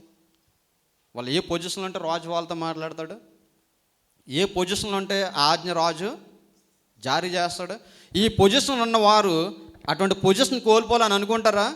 వాళ్ళ కింద 100 మంది ఉద్యోగస్తులు ఉన్నారు, వాళ్ళ కింద ఎంతోమంది పనిచేసేవారు ఉన్నారు, కానీ వారు ఏం చేయలేదు? రాజు చెప్పిన మాటకు హడలిపోయి ఏం చేయలేదు? వెంటనే పిల్లల్ని అబార్షన్ చేసి చంపేయాలి, లేదంటే పుట్టిన ఏదోటి ఇంజెక్ట్ చేసి చంపేయాలి. కానీ వారు ఏం చేస్తారంటే వారు దేవునికి భయపడ్డారు. చూడండి, దేవునికి భయపడే లక్షణాన్ని కలిగిన వాడు, ఇందాక మనం చదివినటువంటి కీర్తనలు మీరు నోటీస్ చేస్తారో లేదో కానీ 25వ కీర్తన ఒకసారి చూడండి. 25వ కీర్తన 12వ వచనం ఒకసారి మనం చదువుదాం. యెహోవా యందు భయభక్తులు గలవాడు ఎవడో వాడు కోరుకొనవలసిన మార్గమును ఆయన వానికి. యెహోవా యందు ఎవడైతే భయభక్తులు కలిగి ఉంటాడో, దేవుని యందు ఎవడైతే భయభక్తులు కలిగి ఉంటాడో వాడు ఏం చేస్తాడట? వాడు ఎలా ఉంటాడట? వాడు ఎలా కోరుకున్న మార్గం అంతా కూడా వాడు ఏంటో దేవుడు ఏం చేస్తాడట? ఆయన బోధిస్తాడట. మనం దేవుని యందు భయభక్తులు కలిగి ఉంటే మనం కోరుకునవలసిన మార్గం, మనం నడవలసిన మార్గం అంతా కూడా దేవుడు ఏం చేస్తాడట? మనకి బోధిస్తాడు. మనం అందరికీ భయపడతాం కానీ ఎవరికి భయపడం అంటే దేవునికి భయపడం. భయపడుతున్నట్టు నటిస్తాం అంతే. దేవునికి భయపడుతున్నట్టు నటిస్తాం అంతే కానీ దేవునికి చాలాసార్లు మనం భయపడే అనుభవాన్ని కలిగి ఉన్నాం. చాలామందిని మనం చూస్తాం, తల్లిదండ్రులు అయిన వారు ఎదుట చాలా వినయంగా, చాలా విధేయతగా వారు ఉంటారు. బయటికి వెళ్ళిన తర్వాత కొంతమంది పరిస్థితి ఎలా ఉంటుందంటే చాలా రివర్స్లో ఉంటుంది. మొన్న ఒక యవనస్తుడు చెప్తున్నాడు నాతోటి, మంచచ్చలమ్మాయి గురించి చెప్తా అంటున్నాడు. అసలు అమ్మాయి అలా మాట్లాడుతుంది, అంత సెటైర్ లేస్తుందని నేను ఊహించలేదండి. అసలు చర్చిలో ఎంత సౌమ్యంగా ఉంటుంది. అసలు ఆ బస్సు ఎక్కడో చూశానండి. అసలు ఆ బస్సులో ఆమె వేసే మాటలేంటి, ఆ డైలాగులు ఏంటి, అసలు ఎవరి కోసం చెప్తున్నాడంటే బయటల కోసం చెప్పట్లేదు, లోపల ఉన్నవారి కోసం చెప్తున్నాడు. అంటే మనం లోపల ఉంటే ఒకటే, బయట ఉంటే ఒకటే. నేను అదే చెప్తాను, character is more important than anything. మన నడవడిక మన ప్రవర్తనను తెలియజేస్తుంది. మనం ఎక్కడున్నా సరే ఎలా ఉండాలో తెలుసా? మన ఒకే రీతిగా మనం ఉండాలి. ఆ స్త్రీలను మనం చూస్తే రాజాజ్ఞకు భయపడకుండా దేనికి భయపడ్డారంటే దేవునికి భయపడ్డారు. దేవునికి భయపడట రాజు ఒకటి చెప్తే వీళ్ళు ఒకటి చేశారు. ఆ చూడండి, ఆ క్రింద ఇంకా మనం చదివినట్లయితే ఐగుప్తు రాజు ఆ మంత్రస్వాములను పిలిపించి మంత్రస్వాములను పిలిచి మీరెందుకు మగపిల్లలను బ్రతకనిచ్చేది, ఈ పని ఎలా చేసేది అని అడిగాను. అందుకు ఆ మంత్రస్వాములు హెబ్రీ స్త్రీలు ఐగుప్తు స్త్రీల వంటి వారు కారు. వెంటనే కౌరు పెట్టాడు, రాజుగారు మీరే ఒకటి చెప్తే వీళ్ళు ఒకటి చేస్తున్నారు, చంపేయమన్నారు మీరు మగపిల్లల్ని, వీళ్ళేం చేస్తున్నారు? మగపిల్లల్ని బతకనిస్తున్నారు. అంటే రాజు కబురు పెట్టకముందే వీళ్ళు ఏం చేయాలి చెప్పండి? రాజాజ్ఞను తిరస్కరించిన తర్వాత రాజు కబురు పెడితే, రాజు కబురు పెట్టకముందే వీళ్ళు ఏం చేయాలి? ఐదరు పారిపోవాలి, లేదంటే ఊరేసుకునే చచ్చిపోవాలి. ఎందుకు రా బాబు వాడి చేతిలో పడ్డమంటే ఏ చిత్రాంశాలు పెట్టేస్తాడని. కానీ రాజు పిలిస్తేనట ధైర్యంగా వెళ్ళారట. ధైర్యంగా వెళ్ళి ఆ మంత్రస్వాములతో మాట్లాడుతుంటే మీరెందుకు మగపిల్లల్ని బ్రతకనిచ్చితురి, ఈ పని ఎలా చేసేతురని అడిగాను. అందుకు ఆ మంత్రస్వాములు అంటున్నారట, హెబ్రీ స్త్రీలు ఐగుప్తు స్త్రీల వంటి వారు కారు, వారు చురుకైన వారు. వాళ్ళిద్దరూ వచ్చి అంటున్నారు, అరే పిచ్చోడా ఏం మాట్లాడుతున్నావు నువ్వు? హెబ్రీ స్త్రీలు ఐగుప్తు స్త్రీల వంటి వారు కారు. నువ్వన్నావు వాళ్ళకి వెళ్ళి వాళ్ళని డెలివరీ వేసినప్పుడు మీరు మగపిల్లాడైతే చంపేయండి, ఆడపిల్లైతే బ్రతకనమంటున్నారు. వాళ్ళంతా ప్రోయాక్టివ్ తెలుసా? మేము అక్కడికి వెళ్ళకముందే వాళ్ళ పురుడు వాళ్ళే వేసేసుకుంటున్నారు. దేవునికి స్తోత్రం కలుగునుగా. మీకు అర్థమైంది అక్కడ కాన్సెప్ట్ అది. మంత్రస్వాములు అంటే ఎవరు? డెలివరీ చేసేవారు. డెలివరీ చేసేవారిని ఏమంటారు? మంత్రస్వాములు అంటారు. వీళ్ళు వెళ్ళకముందే హెబ్రీ స్త్రీలు ఏం చేస్తున్నారట? అరే మంత్రస్వామి వచ్చేస్తుంది, మంత్రస్వామికంటే ముందు మనం మన గర్భఫలం ఏంటో చూసుకోవాలి, మగపిల్ల ఆడపిల్ల చూసుకోవాలని చెప్పేసి ఏం చేస్తున్నారట? వెంటనే వాళ్ళకి డెలివరీ వాళ్ళు వేసుకున్నారు. హెబ్రీ స్త్రీలట ఎటువంటి వారట? చురుకైన వారు. సావన బతుకునని ఉంటారా? కొంతమందిని మనం ఎప్పుడు చూసినా తుమ్ముతూ దగ్గుతూనే ఉంటారు. వాళ్ళు 365 డేస్ కూడా వాళ్ళు ఏదో ఒక ప్రాబ్లం చెప్తూనే ఉంటారు. ఏమో అలా ఉన్న రొంపండి, దగ్గండి, తలపోటండి, ఇంక ఇదే కంటిన్యూస్. ఇంక వారిలో ఏముండదంటే యాక్టివ్నెస్ ఉండదు. ఒక్కొక్కరికి మెడిసిన్ చూస్తేనే తప్ప స్వస్థత రాదు. ఒక్కొక్కరికి అది వేసుకుంటేనే ఆ ఫీల్ సాటిస్ఫాక్షన్ వస్తుంది. నేను చదువుకున్న రోజులు ఒకటి చెప్పేవాడు అనమాట, ఎప్పుడు ట్యాబ్లెట్లు పెట్టినా తిరుగుతాడు రాడు, ఎందుకు తిరుగుతాడో తెలియదు అనేవారు. తలపొడి వస్తుందని ట్యాబ్లెట్ వేసుకుంటే తలపొడి తగ్గుతుంది అనేవాడు. అంటే ఒక్కొక్కరికి అది చూస్తేనే సాటిస్ఫాక్షన్. హెబ్రీ స్త్రీలట ఎటువంటి వారట? చురుకైన వారు, సావన బతకన ఉండేవారా, చాలా చురుకైన వారట. చూడండి సామెతల గ్రంథము 12:27 ఒకసారి మనం చూద్దాం. సామెతల గ్రంథం 12:27. సోమరి వేటాడినను పట్టుకున్నాడు, చురుకుగా నుండుట గొప్ప భాగ్యం అట. ఆరోగ్యమే మహాభాగ్యం అంటారు, అవునా కదా? అంటే ఆరోగ్యమే మహాభాగ్యం, చురుగ్గా ఉండటం ఏంటట? గొప్ప భాగ్యం. చాలామందిని మనం చూస్తాం, ఏదన్నా ఆఫీస్ దగ్గర ఏదైనా పని చెప్తారని చెప్పి నీరసంగా చాలామంది ఏం చేస్తుంటారు, ఎప్పుడు చూసినా నీరసంగానే ఉండడానికి ప్రయత్నం చేస్తారు. చూడండి, హెబ్రీ స్త్రీలట చాలా చురుకైన వారట. ఆ మంత్రసాలు ఇస్తున్న స్టేట్మెంటు, అరే ఆ స్త్రీలు ఉన్నారు చూసావా, మీ స్త్రీల వంటి వారు కారు. హెబ్రీ స్త్రీలకు ఇశ్రాయేల్ స్త్రీలకు ఉన్నటువంటి వేరియేషన్ ఏంటంటే, మనకు ఇప్పుడు చూస్తున్నాం, నేను మొన్న ఒక వీడియో చూస్తుంటే, ఆ వీడియోలో ఆవిడకి ఒక 6 months ప్రెగ్నెంట్ ఉంటుంది అనుకుంటా, 6 నెలల ప్రెగ్నెంట్ ఉంటుంది. 6 నెలల ప్రెగ్నెంట్తో ఏం చేస్తుందంటే వెయిట్ లిఫ్టింగ్ చేస్తుంది. ఆ వెయిట్ లిఫ్టింగ్ చేస్తూ ఇంచుమించు 50 kgs 60 kgs ఏం చేస్తుందంటే ఆ బార్ని ఎలా లేపి ఇలా దింపుతుంది. దానికి కంపారిటివ్గా ఇండియాలో ఉన్నటువంటి ఉమెన్ చూపించారనమాట. అంటే ఆవిడ యూరోపియన్, ఇండియాలో ఉన్న అమ్మాయి ప్రెగ్నెంట్తో ఉంది, ఇంకెలా కూర్చుందనమాట, ఇలా కూర్చుని ఇలా దేగుతుంది అనమాట. అంటే ఇంకా లెగలేకపోతుంది. దాని అర్థం ఏంటి? ఇప్పుడు చాలామందిని మనం చూస్తాం, కొంచెం ప్రెగ్నెంట్ వచ్చేసరికి బెడ్ రెస్ట్ కావాలంటున్నారు, అవునా కదా? మీకు అందరికీ తెలిసి ఉంటుంది, ఇది ఫ్యాషన్ అయిపోయింది ఇప్పుడు. కొంచెం ప్రెగ్నెంట్ అనగానే ఏమంటున్నారు, 3 months బెడ్ రెస్ట్ కావాలంట, 4 months. మీకు ఒకటి తెలుసో తెలీదు, బెడ్ రెస్ట్ అని డాక్టర్లు ఎందుకు పెట్టారు తెలుసా? ఎందుకు పెట్టారు తెలుసా? ఫ్రీ డెలివరీస్ అవ్వకుండా ఆపరేషన్స్ బాగా చేయొచ్చు అని. మీకు మెడికేటెడ్గా మీకు తెలీదు. మెడికేటెడ్గా ప్రతి దానికి ఒక లాజిక్ ఉంటుంది. ఇప్పుడు ఈ ఆపరేషన్ అన్నది ఈ యొక్క మెడికేటెడ్గా ఎందుకు ఇన్వెంట్ చేశారంటే, ఈ యొక్క ఆపరేషన్ లేకపోతే ఈరోజు గైనకాలజిస్ట్ డాక్టర్స్ లేరు ఈరోజు. మీరు రీసెర్చ్ చేయండి. ఓల్డ్ డేస్లో 10 మందిని కనేవారండి. మీ అమ్మల టైంలో మా అమ్మమ్మకి 8 మంది పిల్లలు. మీలో ఎవరిని చూసినా ఎవరిని అడిగినా 10 మంది 12 మంది అని చెప్తారు. ఎవరైనా ఆపరేషన్ చేయించుకున్నారంటే ఎవరు కనిపించరు. ఇప్పుడు ఫ్రీ డెలివరీ ఉందా అంటే ఆ ఖండానికి కూడా శక్తి ఉండలేదు. నేను నిన్న న్యూస్ చూస్తున్నప్పుడు పేపర్ చదువుతున్నాను, నేను డైలీ పేపర్ ఫాలో అవుతుంటాను అనమాట. పేపర్ చదువుతుంటే one of the richest business man in the world, Mukesh Ambani daughter statement ఇచ్చిందనమాట. మేము విహెచ్ఎఫ్ ఏదో ఇప్పుడున్న టెక్నాలజీ, లేటెస్ట్ టెక్నాలజీ, వాళ్ళ గర్భాన్ని వారికి అనకుండా వాళ్ళ గర్భాన్ని వేరే రీతిగా కానీ టెక్నాలజీ అనమాట. అది ఇదొక క్రేజీ అనమాట. అంటే ఒక సైంటిఫిక్గా వాళ్ళకి హెల్త్ ఇష్యూస్ కావచ్చు. మీకు అందరికీ తెలుసు, ప్రసిద్ధిగాంచినటువంటి ఒక heroine, south Indian heroine Nayanthara మధ్య రీసెంట్గా పెళ్లి చేస్తుంది. పెద్ద గొప్పగా పేపర్లో రాస్తుంటారు వాళ్ళ కోసం. వాళ్ళు ఏం చేస్తున్నారు, వాళ్ళకి కనాల్సినటువంటి బాధ్యత ఎవరికి అప్పగించి అద్దె గర్భాన్ని తీసుకుంటున్నారనమాట. ఇప్పుడు ప్యాషన్, ఇప్పుడు ఇండియాలో ప్యాషన్ ఏంటంటే, ఇప్పుడు ఒకవేళ ఒక స్త్రీ కానీ గర్భాన్ని ధరించి ఒకవేళ పిల్లల కంటే బ్యూటీనెస్ అంతా కూడా పాడైపోతుంది. మెయిన్ రీజన్ అదనమాట. ఈ బ్యూటీనెస్ పోకుండా ఉండాలంటే సిస్టర్కి బాగా తెలుస్తుంది, సుకన్య మరి మెడికేటెడ్ ఫీల్డ్ కాబట్టి అన్నయ్య మా ఫీల్డ్ని ఏకేస్తున్నాడు అనుకుంటుందేమో. సారీ సుకన్య.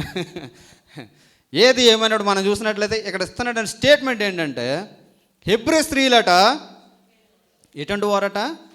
చురుకైన వారు. హెబ్రీ స్త్రీల గురించి ఇస్తున్నటువంటి స్టేట్మెంట్ ఏంటో తెలుసు, వారు చాలా చురుకైన వారు. మిమ్మల్ని చూసి మీ పక్క వాళ్ళు ఏమంటారు చెప్పండి, మీరు లేకుండా, అరే అది పనికి దొంగర బాబు, అసలు పని చేయదండి. చాలామందిని మనం చూస్తుంటాం, వాళ్ళ పని వాళ్ళు చేసుకోరు. నేను మొన్న ప్రభాకర్ గారి రూమ్కి వెళ్ళాను. ప్రభాకర్ గారి రూమ్కి వెళ్ళినప్పుడు నేను ఎందుకు వెళ్ళిన తర్వాత మాట్లాడుతున్నాను. ప్రభాకర్ గారు ఏం చేస్తున్నారు, ఏంటి వంట బాగా జరుగుతుందా, వంట మీరే వండుతున్నారని తెలిసింది అన్నాను. అప్పుడు అవుట్ అయ్యాడు ఆయన. అవును బ్రదర్ నేనే వండుతున్నాను. ఎంతమందికి? 3 వండుతున్నాను అన్నాడు.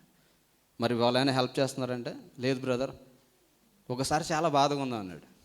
ఇమీడియట్గా నేను చెప్పింది ఏంటంటే, ఈ నెలతోటి 120 కూడా మానే. రెండోది, నేను బయట తింటున్నానని చెప్పు. మూడోది, ఎవడ పని చేసుకుంటున్నానని చెప్పు.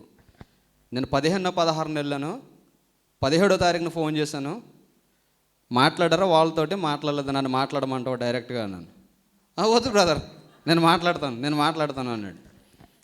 వేరే నెక్స్ట్ డే ఫోన్ చేశాడు, మెసేజ్ పెట్టాడు. మెసేజ్ వచ్చిన వెంటనే నాకు అర్థమైంది, బ్రదర్ అలాగా ఏమొద్దు అంటాడని చెప్పేసి అనుకున్నాను. ఎందుకంటే ఆయన బాగా యూజ్ చేసుకోవడానికి చూస్తారు. పోనీ వండితే వండాడు, బాక్సులు ఆయన ప్యాక్ చేస్తాడట, బాక్సులు ఆయన మోసుకెళ్తాడట. అంత ఎందుకు అసలు? నువ్వేమైనా చాకరీ చేయడానికి వచ్చావు ఇక్కడికి? మనం ఏమైనా చాకరీ చేయడానికి వచ్చామా?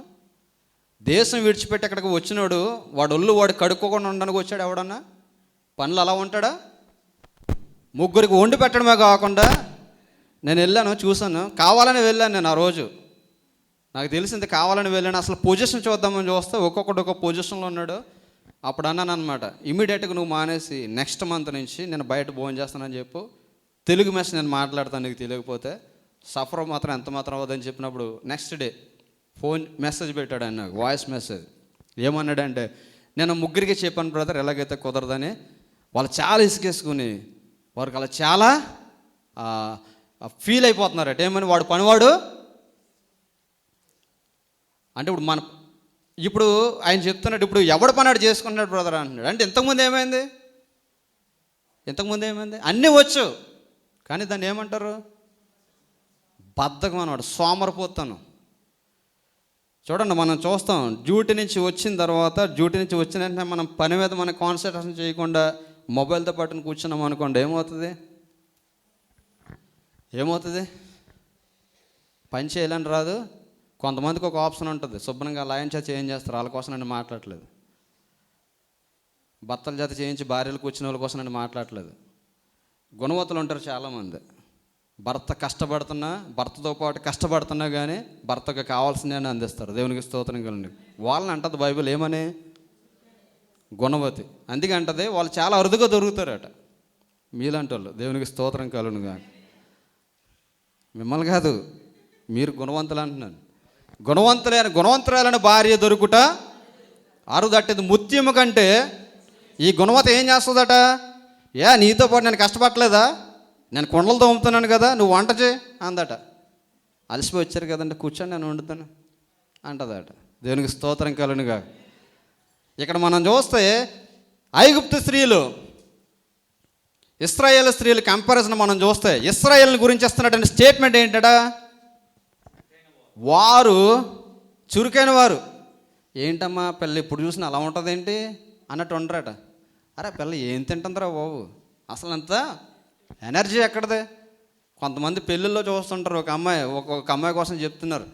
పెళ్ళిలో ఒక అమ్మాయి అటు ఇటు తెగ తిరిగేస్తుందండి. ఆ అమ్మాయిని మా కోడలుగా చేసుకుందాం అనుకుంటున్నాను. మీకేమో తెలుసా అమ్మాయి కోసం? ఎందుకంటున్నారు అలాగా? అంత ప్రొయాక్టివ్గా ఉంది కాబట్టి. దేవునికి స్తోత్రం కలుగునుగా. ఈ ప్రొయాక్టివ్నెస్ అనేది మనకి ఎక్కడ కావాలంటే మనం చేసే పనులు కాదు, దేవుని విషయంలో ప్రొయాక్టివ్నెస్ అనేది చాలా అవసరం. అక్కడ హెబ్రీ స్త్రీల గురించి ఇస్తున్నటువంటి స్టేట్మెంట్, వారు చాలా చురుకైన వారు. అక్కడ మనం చూడండి, అక్కడ మనం చూస్తే వాళ్ళు ఇంకా ఇస్తున్నటువంటి స్టేట్మెంట్, మంత్రసానులు వారి యొద్దకు వెళ్ళక మునిపే వారు ప్రసవించి ఉందిరని పర్వత చెప్పారు. ఎందుకు? మేము వెళ్ళక ముందే వారు ఏం చేస్తున్నారు తెలుసా? వారు ప్రసవించేస్తున్నారు. వాళ్ళ పని వాళ్ళు చేసేసుకుంటున్నారట. వాళ్ళ పని వాళ్ళు చేసుకుంటున్నారు. ఈ రోజుల్లో అమ్మాయిలు కానీ ఎవరైనా ప్రెగ్నెంట్ అయితే ముందు ఎవరు వచ్చి వాళ్ళ కళ్ళు ముందు ఉంటారు? వాళ్ళ అమ్మాయిలు ముందు ఉంటుంది. ఎందుకు? చెంబు గ్లాస్ అన్న అందించడానికి. ఆ తర్వాత ఇంకన్నీ ఆన్లైన్ ఆర్డర్లే నాకు తెలిసి. ఇప్పుడు మేము నివాసం చేస్తున్న ప్రదేశంలో రాత్రిగల సమయంలో వెళ్తుంటే ఆ ఏరియా అంతా మోవల్ల మస్తు రెస్టారెంట్ ఎలా ఉంటున్నారంటే ఏగల్లాగా ఉంటున్నారు జనం, భార్యాభర్తలు. అంటే వాళ్ళకి ఇంట్లో వండుకునే సిస్టమ్ లేదనుకుంటే వాళ్ళకి ఇక బయట ఎవడు తింటాడు? ఇంట్లో వండుకొని బద్దకించేవాడు ఎక్కడ తింటాడు? బయట తింటాడు. ఏ రెస్టారెంట్ చూసినా కిటకిటలు ఆడిపోవడం. వీధికి 10 రెస్టారెంట్లు ఉన్నాయి. మీరు నమ్ముతానండి, కావాలంటే ఒకసారి నేను తీసుకెళ్తాను. మేమున్న ఏరియాలో ఎలా లేదని ఒక 100 రెస్టారెంట్స్ ఉంటాయి. ఇమాజిన్ చేయండి. అంటే ప్రజలు దేనికి అలవాటు పడిపోయారంటే, దేనికి అలవాటు పడిపోతున్నారు? శుభ్రంగా ఆర్డర్ చేసుకుని తినేస్తే. అందుకే ఒక్కొక్కడికి షేపులు ఉండవు. చూడండి ఈ రోజులు ఎందుకు షేపులు ఉండలేదు. బయట ఫుడ్ తినేస్తే ఫ్యాషన్ అనుకుంటున్నాం, కానీ బయట ఫుడ్ వల్ల ఏమొస్తుంది? అన్ని జబ్బులే. అన్నీ బయట ఫుడ్ తినేసిన తర్వాత జబ్బులు తగ్గించుకోవడానికి మరలా ఏం చేస్తున్నారు? మరలా ఎక్సర్సైజ్, దానికి మరలా డబ్బులు ఖర్చు పెట్టడం. వాక్యం చెప్తుంది వారి పని వారే చేసుకుంటున్నారట. వారి పని వాళ్ళే చేసుకుంటున్నారు. సౌజన్యం నాకు అన్నీ చేసి పెడుతుంది, కానీ నేను తిన్న ప్లేట్ ఎప్పుడు నేనే కడుక్కుంటాను. ఎందుకంటే నాకు అలవాటు, పని మర్చిపోకూడదని. జాన్ కూడా అదే చెప్తాను, నీ పని నువ్వే చేసుకోవాలి. ఇంటి దగ్గర ఏదైనా కింద పడిపోయిందంటే వెళ్ళి జాన్కే చెప్తాను, నీ పని నువ్వే చేసుకోవాలని. ఏదన్నా పిలిచానంటే జాన్కి అంటే అర్థమైపోద్ది, సారీ డాడీ అంటాడు, ఆర్డర్లో పెట్టుకుంటాడు. వారి పని వారే చేసుకునే లక్షణాన్ని కలిగి ఉండాలి. మన వంట మనం చేసుకోవాలి, మన పని మనము చేసుకోవాలి. ఇవన్నీ బైబిల్ యాక్సెప్ట్ చేయదండి. అందుకే బైబిల్ ఉన్న విషయాలు ఎక్కడ కూడా మీకు ఉండవు. అసలు బైబిల్లో చెప్పే ఏ అంశం కూడా బయట ఎవరు కూడా మనకి చెప్పలేరు. హెబ్రీ స్త్రీల గురించి అక్కడ ఇస్తున్నాడు స్టేట్మెంట్ ఏంటి తెలుసా? వారి పని వారే చేసుకున్నారు. మేము వెళ్ళక ముందే వాళ్ళు ఏమన్నా ఖాళీగా ఉన్నారనుకుంటున్నారా? చూడండి అక్కడ మనం చూస్తే 14 వచనం చదవండి. ప్రతి పని కూడా కఠినంగా ఉందట. ఇశ్రాయేలు చాలు, వారు చేయించుకున్న పని ఎలా ఉందట? కఠినంగా ఉందట. ఈరోజు మీరు అనొచ్చు, ఇక్కడ పని చేయడానికి వచ్చాం, ఉదయం నుంచి సాయంత్రం వరకు మేడం దగ్గర పని చేస్తున్నాడు మీరు అనుకోవచ్చు. You are working for money, but they are working like slaves అనమాట. ఇద్దరికి కంపారిజన్ మనం చూస్తే, మనం డబ్బుల కోసం కష్టపడుతున్నాం, కానీ వారు దాసులుగా కష్టపడుతున్నారు. ఎలా కష్టపడుతున్నారట తెలుసా? ప్రతి పని కూడా ఎలా చేయించుకుంటున్నారట? కఠినంగా చేయించుకుంటున్నారట. ఇటకలు చేయాలట. ఆ ఇటకలు కాల్చడానికి మరలా గడ్డి వారే కూర్చుకోవాలట. ఇటక చేయడం అంటే ఎంత ప్రాసెస్? మట్టి తవ్వుకు రావాలి, మట్టి పిసకాలి, దాన్ని అచ్చు కింద వేయాలి, అచ్చు కింద వేసిన దాన్ని మళ్ళీ కాల్చాలి, కాల్చడానికి గడ్డి కూడా వారే తీసుకుని రావాలి. ఇవన్నీ ఎవరు చేస్తున్నారు? పని మనుషులు చేయట్లేదు, హెబ్రీ స్త్రీలు చేస్తున్నారు. మగోడితో సమానంగా, దేవునికి స్తోత్రం కలుగును గాక. మగోడితో సమానంగా హెబ్రీ స్త్రీలు చేస్తున్నారు. దాస్యం యొక్క పని చేస్తూ కూడా ఎలా ఉన్నారంటే ఎనర్జెటిక్గా ఉన్నారట. ఒకసారి నేను ప్రయాణం చేస్తున్నాను, విశాఖపట్నం వెళ్తున్నాను నా కాలేజ్ టైంలో. వైజాగ్ ఆంధ్ర యూనివర్సిటీలో చదువుతున్నప్పుడు విశాఖపట్నం వెళ్తుంటే ఒక 9 months ఉంటుంది, 8 to 9 months ఉంటుంది ప్రెగ్నెంట్ లేడీ. ఉప్పర పని చేస్తున్నారు, మన సైడ్ ఉప్పర పని అంటారు కదా. నేను ఆ స్త్రీని చూస్తున్నాను అన్నమాట. చూస్తుంటే ఆ 8-9 నెలల గర్భంతో పాటు కూడా అక్కడ ఉన్నటువంటి ఆ ట్రాక్స్ మీద కాంక్రీట్ వేయడానికి కొట్టి వేస్తుంటే ఏ మాత్రం కూడా భయము బెరుకు అనేది లేకుండా అంత బరువు కూడా మోస్తే ఏం చేస్తుంది?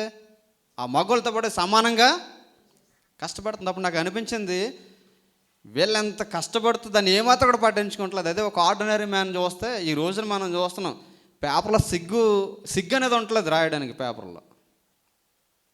అంటే ప్రపంచంలో ఇంకా వాడు భార్య ఏదో పైనుంచి దిగి వచ్చినట్టు. ఇప్పుడు రామ్ చరణ్ తండ్రి అవబోతున్నాడు, చిరంజీవి కొడుకు. ఏమైనా పైనుంచి దిగి వచ్చాడా? రాసినట్టుకు బుద్ధి లేదు అసలు. ఎంతమందికి అంటలేదు పిల్లల్ని?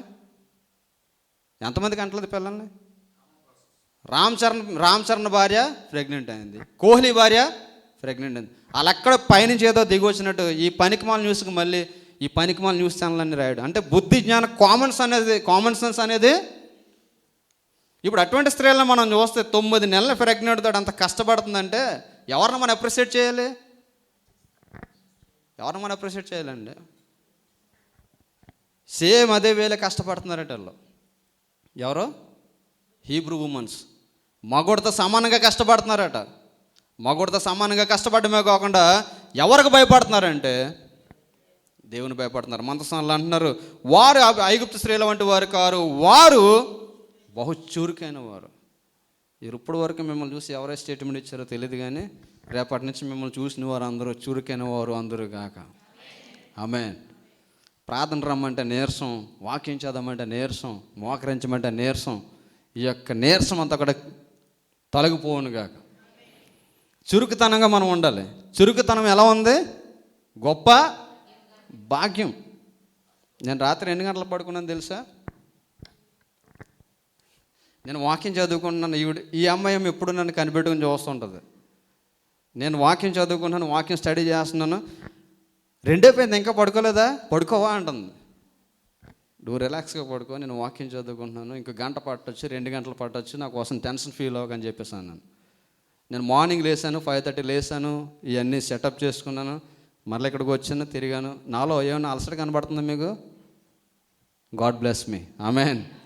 చురుకుతనము దేవుడిచ్చిన గొప్ప భాగ్యము. ఇప్పుడు మరలా 10 కిలోమీటర్లు పరిగెత్తమంటారా?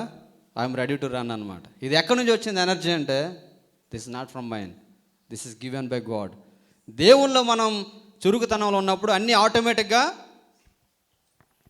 ఇక్కడ వారు ఇస్తున్నట్టు మాట. అక్కడ మనం చూసినట్లయితే ఇంకా అక్కడ 20 వచ్చిన మనం చూస్తే, దేవుడు ఆ మంత్రస్థానులకు మేలు చేస్తును, ఆ జనము విస్తరించును, మిక్కిలి ప్రబలెను. అక్కడ మనం చూసినట్లయితే ఆ మంత్రస్థానులు ఆయనకు భయపడినందున ఆయన వారికి వంశాభివృద్ధి కలగజేశాను. దేవునికి స్తోత్రం కలుగును గాక. మంత్రస్థానులట దేవునికి భయపడినందువల్ల ఏం కలగజేశాడట? వారు వంశాన్నే వృద్ధి చేశాడట. దేవునికి స్తోత్రం కలుగును. ఎక్కడ వృద్ధి చేశాడు? వారికి అనుకూలమైన ప్రదేశాల్లోనా అంటే కాదు. ఎక్కడ వృద్ధి చేశాడట? ప్రతికూలమైన పరిస్థితుల్లో, ఫరో చేత అణిచివేయబడాలనుకున్న ప్రదేశంలో ఫరో ఎదుట వారి కుటుంబాలన్నీ దీవించాడట. అది దేవుడు యొక్క లెక్క ఏంటి తెలుసా? దేవుడికి నువ్వు భయపడే లక్షణాన్ని కలిగి ఉంటే దేవుడు నిన్ను ఎక్కడ ఆశీర్వదిస్తాడో తెలుసా? ఎక్కడైతే నిన్ను అణిచివేయాలనుకుంటారో, ఎక్కడైతే వారి యొక్క పవర్ నీకు చూపించాలనుకుంటారో, అక్కడ దేవుడు ఏం చేస్తాడు? నిన్ను అభివృద్ధి చేస్తాడు. ఫరో వాళ్ళిద్దరిని పిలిచి అన్నాడు, వారిని ఎందుకు ఇలా చేశారంటే, మేము దేవుడికి భయపడ్డాం. వారి హెబ్రీ స్త్రీ లాంటి వారు, ఐగుప్తు స్త్రీ లాంటి వారు కారు. అంటే దేవుడు వారికి వంశాభివృద్ధి కలగజేసి ఎవరు ఎదుట హెచ్చించాడట? ఫరో ఎదుట హెచ్చించాడు. ఫరో అణిచివేయాలి, కానీ ఫరో ఎదుట వారిని దేవుడు ఆశీర్వదించాడు. ఇక ఉదయకాల సమయంలో నువ్వు దేవుడికి భయపడే లక్షణాన్ని నువ్వు కలిగి ఉంటే దేవుడు నిన్ను ఏం చేస్తాడో తెలుసా? నీ ఎదుట ఎవడున్నప్పటికీ, ఎటువంటి పవర్ ఉన్నప్పటికీ ఆ ఎదుటగా నేను తీసుకొచ్చి ఆశీర్వదించేవాడు. అక్కడ మనం చూస్తే అక్కడ ఫరో చెప్తున్నట్టు మాట, ఇంకేం కంట్రోల్ చేయలేక అంటాడు, ఇదిగో పుట్టిన ప్రతి వాడిని కూడా తీసుకెళ్ళి నదిలో పారేయమంటాడు. అటువంటి టైంలోనే పుట్టినవాడు మోషే. ఇప్పుడు మనం చూసినట్లయితే నిర్గమకాండము 12వ అధ్యాయము 37వ వచనంలోనికి మనం వెళ్దాం. నిర్గమకాండము 12వ అధ్యాయము. అప్పుడు ఇశ్రాయేలీలు రామసేతు నుండి సుక్కోతుకు ప్రయాణమైపోయిరి. వారు పిల్లలుగాక కాల్బలము, నోట్ చేసుకోండి ఈ మాట, మరలా చదవండి ఒకసారి. అప్పుడు ఇశ్రాయేలీయులు రామసేతు నుండి సుక్కోతుకు ప్రయాణమైపోయిరి. వారు పిల్లలుగాక కాల్బలము 6 లక్షల వీరులు. ఇప్పుడు ఇశ్రాయేలు కనాను దేశం నుంచి, ఐగుప్తు దేశం నుండి ప్రయాణమై వెళ్ళిపోతుంటే వాళ్ళు జనసంఖ్య లెక్కించారు. జనసంఖ్య లెక్కించినప్పుడు ఓన్లీ కాల్బలము అనగా 20 ఇయర్స్ కంటే అబవ్ ఉన్నవారు, అంటే శత్రువుతో యుద్ధం చేయగలిగినటువంటి సైన్యంతో చేరిన వారు ఎంతమంది అంటే 6 లక్షల వీరులు. ఈ 6 లక్షల వీరులు కూడా రక్షించబడడానికి కారకులు ఎవరు అని మనం చూస్తే ఎవరు తెలుసా?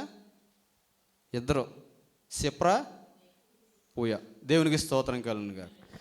వారు గాన రోజు దేవునికి కానీ భయపడకుండా రాజుకు భయపడి ఉంటే, సిప్రా, పూయ అనబడిన వారు దేవునికి భయపడకుండా రాజుకి భయపడి ఉంటే, ఈరోజు 6 లక్షల మంది వీరులు అక్కడ ఉండేవారు కాదు. ఈరోజు సిప్రా, పూయ కానీ రాజుకి భయపడి ఉంటే మోషే ఈరోజు ఇశ్రాయేలుకి నాయకుడిగా ఉండేవాడు కాదు. మోషే చేత ధర్మశాస్త్రం ఇశ్రాయేలీయులకు ఇవ్వబడేది కాదు. అంటే 2 స్త్రీల ద్వారా దేవుడు ఎటువంటి కార్యం జరిగించాడంటే, గొప్ప అద్భుతాన్ని జరిగించాడు, గొప్ప ఆశ్చర్యమైన కార్యం జరిగించాడు. వారికి ఉన్నటువంటి తెగును బట్టి ఇశ్రాయేల్లో ఎంతమంది కాల్బలం, ఎంతమంది వీరులు బయలుదేరారట? 6 లక్షల వీరులు బయలుదేరారు. ఈ 6 లక్షల వీరుల్ని తయారు చేసిన వారు ఎవరంటే, ఎవరు తయారు చేశారు? సిప్రా, 2 ఉమెన్స్ అన్నమాట.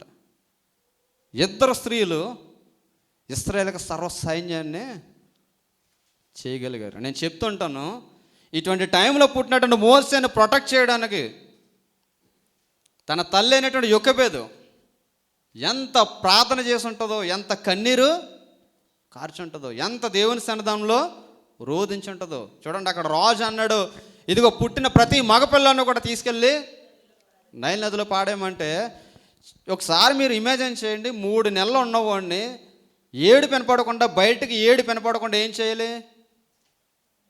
దాయాలి. అక్కడ మనం చూస్తే ఏడు పెనపడకుండా దాయడం ఒక టాస్క్ అయితే, అక్కడ ఫరో ఇచ్చిన టాస్క్ ఇంకొకటి, ఇటకలు చేయాలి, మట్టి పిసకాయలు ఏనే చేయాలి. ఒక ప్రక్క పని చేయడానికి వెళ్తే మోసే ఏడుస్తాడు. మోసే ఏడ్చాడని సైనికులకు తెలిసిందంటే తీసుకెళ్ళి ఎక్కడ పాడేస్తారు? నైల్ నదిలో పడేస్తారు. ఇప్పుడు మోసేని చూసుకోవాలి కదని చెప్పేసి పని చేయడం మానేస్తే, ఆ లెక్క ఇవ్వకపోతే కొరడా దెబ్బలతో శిక్షించేవారు. ఇటువంటి టైంలో పుట్టినవాడు మోసే. ప్రతికూలమైన సమయంలో పుట్టిన ప్రతి వారిని కూడా ఇశ్రాయేలు ఎలా తయారు చేశారట? వీరులుగా తయారు చేశారట. ఎంతమంది వీరులు తయారయ్యారయ్యా అంటే 6 లక్షల కాల్బలం అండి, ఇద్దరు స్త్రీల ద్వారా. ఇద్దరు స్త్రీలు ఇశ్రాయేలీలు జనాంగం అంతా కూడా రక్షించబడడానికి, 6 లక్షల మంది జనాభా తయారవడానికి ఇద్దరు స్త్రీలు కారకులయ్యారు. నేను అందుకంటాను, సంఖ్య, number is not an important అని నేను ఇప్పుడు కూడా, నేను బిలీవ్ చేయను. సంఖ్య అన్నది ఇంపార్టెంట్ కాదు దేవుడికి, నీ స్టామినా దేవుడికి ఇంపార్టెంట్. ముగ్గురు, షడ్రకు, మేషకు, అబేద్నెగో, బబులోని దేశంలో అందరూ కూడా రాజుకు భయపడుతున్నారు. వీళ్ళు మాత్రం ఎవరికి భయపడలేదట? రాజాజ్ఞకు భయపడలేదట. ఎవరికి భయపడ్డారు? దేవునికి భయపడితే వాళ్ళని తీసుకురంటారా ముందుగా అన్నాడు. వాళ్ళని తీసుకురంటారా ముందుకంటే రాజుగారు నమస్కారం అనలేదు. ఏమన్నారు తెలుసా? నెబుకద్నెజర్, రాజుని పేరు పెట్టి పిలిచి, నెబుకద్నెజర్, ఇందుని గూర్చి నీకు ప్రత్యుత్తరం ఇవ్వాలన్న ఆలోచన మాకు లేదు. ఒకవేళ నువ్వు సేవించుచున్న మా దేవుడు, ఇదిగో మేము సేవించిన మా దేవుడు రక్షించడానికి సామర్థ్యం కలిగిన వాడు, ఈవెన్ రక్షించకపోతే వీ డోంట్ కేర్, మా జీవితాలు మేము ఎంత మాత్రం కూడా మాకు తృణప్రాయంగా మేము ఎంచుకోము. ఎవరికి భయపడ్డారంటే దేవునికి భయపడ్డారు. సింహాల బోన్లో డానియల్ని వేసేస్తుంటే, రాజా నేను ఏం తప్పు చేశానని చెప్పేసి రాజాజ్ఞకు భయపడకుండా ఎక్కడికి వెళ్ళిపోయాడు? సింహాల బోన్లోకి వెళ్ళి ఆ సింహాల బోన్లో ప్రార్థన చేస్తే దేవుడు దూతను పంపించి వేటిని మూసివేశాడంటే సింహాల నోళ్ళని మూసివేశాడు. ఒక్క డానియల్ కోసం హోల్ నైట్ సింహాలని ఉపవాసంతో కూర్చోబెట్టాడు దేవుడు. ఎందుకంటే వారు ఎవరికి భయపడ్డారో? దేవునికి భయపడ్డారు. నేను అందుకే చెప్తాను, మనం అందరికీ భయపడతాం కానీ ఎవరికి భయపడం? అసలు దేవునికి భయపడితే మనం ఏమన్నా మన లైఫ్ ఎలా ఉంటుందో చెప్పండి. అసలు ఇప్పుడు ఒక్క స్త్రీ, ఇద్దరు స్త్రీలు ఎంతమంది వీరులను తయారు చేశారంటే ఎవరికి భయపడ్డారు? వాళ్ళు రాజు ఎదుటి ఏ స్టేట్మెంట్ ఇస్తున్నారంటే, హెబ్రీ స్త్రీలు చురుకైన వారు, దేవుని గూర్చిన సాక్ష్యాన్ని, ఆ సమాజాన్ని గూర్చినటువంటి సాక్ష్యాన్ని వారికి చెప్పి ఎంతమందిని వారు తయారు చేయగలిగారు. దేవుని కొరకు దేవుని ప్రజలను నిలబెట్టగలిగారు. ఇప్పుడు ఈ యొక్క ఉదయకాల సమయంలో వాక్యం ఏంటంటే, నువ్వు ఎవరికి భయపడుతున్నావు? సెప్రా పూయలు ఒక ఉన్నతమైన స్థానంలో ఉన్నప్పటికీ వారి స్థానాన్ని ఏమాత్రం కూడా లక్ష్యం చేయకుండా, రాజాజ్ఞకు భయపడకుండా ఎవరికి భయపడ్డారంటే దేవునికి భయపడ్డారు. దేవునికి భయపడడం ద్వారా ఎంతమంది వీరులను వారు తయారు చేయగలిగారు? ఇశ్రాయేల్ కొరకంటే 6 లక్షల మంది కాల్బలాన్ని తయారు చేయగలిగారు. ఒక్క చేతులెత్తి ప్రార్థన చేస్తే విజయం వచ్చే ఒక మంచి వీరుని వారు సమాజానికి ఇవ్వగలిగారు. చేతులెత్తి ప్రార్థన చేస్తే అమాలేకీల మీద ఇశ్రాయేలుకి యుద్ధం వచ్చింది. సముద్రం మీదకి వెళ్ళి చెయ్యెత్తి ప్రార్థన చేస్తే సముద్రం 2గా ఎటువంటి వారిని వారు తయారు చేశారు?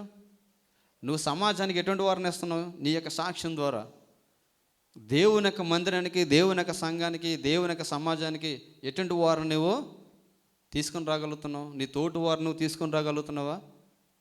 నీ తోటి వారిని నువ్వు రక్షణలోనికి నడిపించగలుగుతున్నావా? ఎవరినైనా నువ్వు మార్చగలుగుతున్నావా? ఆ స్త్రీలు ప్రాణాన్ని తెగించి 6 లక్షల మంది కాలబలాన్ని దేవుని దగ్గర నడిపించగలిగారు. నువ్వు ఒక్కరినైనా దేవుని దగ్గరికి నువ్వు నడిపిస్తున్నావా? నడిపించం. ఇవి చెయ్యం మనం. అవి ఇవి చెప్పమంటే మాత్రం చాలామంది ఏం చేస్తుంటారు? మసాలా.